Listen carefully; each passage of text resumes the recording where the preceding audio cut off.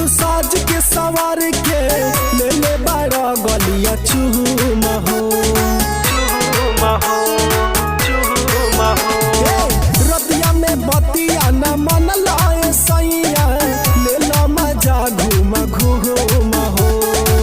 धीरे धीरे धारी जन करी हला बड़ी राजा देला राजा ई लेखा धूने राजा अभी खोली जनी सड़िया चली न मनावे हनीमून पिया 5 दिन ला बहरिया